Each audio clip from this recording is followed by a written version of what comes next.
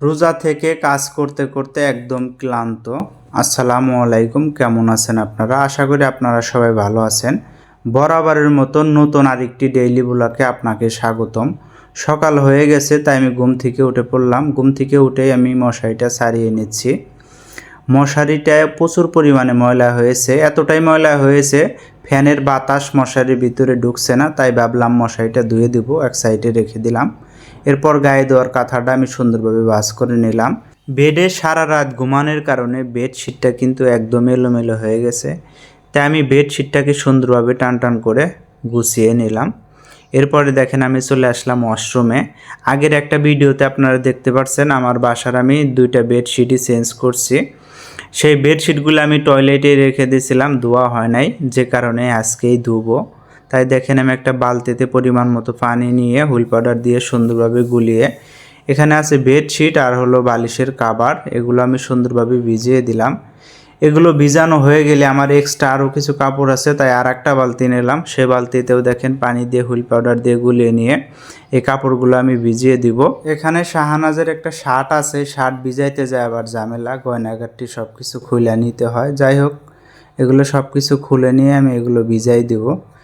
ভিজাই দেওয়া হয়ে গেলে আমি কিছু সময়ের জন্য এই কাপড়গুলোকে রেখে দেব ভিজলে, তাহলে কিন্তু সহজেই আমি ধুতে পারবো। কাপড় ভিজানো শেষ, আবার বেসিনের এখানে এসে দেখি বেসিনের এখানে যে টাওয়ালটা রাখা আছে এটাও ময়লা হয়েছে, তাই সেটাওকে ভিজিয়ে দিলাম।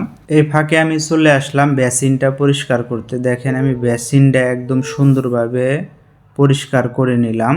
এরপরে আমি চলে আসলাম ওয়াশরুমে। এখানে কিন্তু আমি আগে থেকে ভিজিয়ে রাখছি অনেকগুলো কাপড়, এই কাপড়গুলোও আমাকে পরিষ্কার করতে হবে। তাই আমি একটা একটা করে সুন্দর করে কেচে নিলাম। কাপড়গুলো কাঁচা হয়ে গেলে এরপর আমি একটা বালতিতে পানি দিয়ে সুন্দরভাবে ধুয়ে নিচ্ছি। দেখেন ধোয়া হয়ে গেলে কাপড়গুলোকে আমি সুন্দরভাবে চিপে এক সাইডে রেখে দিলাম। কাপড় যেহেতু ধোয়া শেষ, এখন আমি নিজে একটু সুন্দরভাবে গোসল করে নিচ্ছি। একটু শ্যাম্পু মাথায় লাগিয়ে ভালোভাবে গোসল করে নিলাম। দেখেন আমার গোসল করা শেষ, আমি এখন একটা শার্ট আর প্যান্ট পরে রেডি হচ্ছি। যেহেতু অনেক সময় ওয়াশরুমে ছিলাম, মুখ টুক একদম শুষ্ক হয়ে গেছে, তাই গোসল করে এসে একটু মুখে সিরাম দিয়ে দিলাম, একটু আতর ইউজ করলাম। আয়নার সামনে দাঁড়িয়ে একটু পাট শার্ট নিচ্ছিলাম, কিন্তু পাট শার্ট নিলে কি হবে, কাজ কিন্তু এখনই শেষ হয় নাই। ধুয়ে রাখা যে কাপড়গুলো আছে কাপড়গুলো অবশ্যই শুকা দিতে হবে। তাই আমি চলে আসলাম ছাদে। ছাদে আসার পরে দেখেন আমি একটা একটা করে প্রত্যেকটা কাপড় সুন্দরভাবে নেড়ে দিচ্ছি। আর আজকে প্রচুর পরিমাণে বাতাস ছিল ছাদে, যে কারণে কাপড়গুলো কিন্তু পরে যাওয়ার মতো একটা অবস্থা। তাই প্রত্যেকটা কাপড়ে আমি সুন্দরভাবে ক্লিপ দিয়ে আটকিয়ে দিছি। যাই হোক, আজকের ভিডিওটি এই পর্যন্তই। আজকের ভিডিওটি আপনাদের কাছে কেমন লেগেছে অবশ্যই কমেন্ট করে জানাতে ভুলবেন না। আবার দেখা হবে পরবর্তী ভিডিওতে। সবাই ভালো থাকবেন, সুস্থ থাকবেন। আল্লাহ হাফেজ।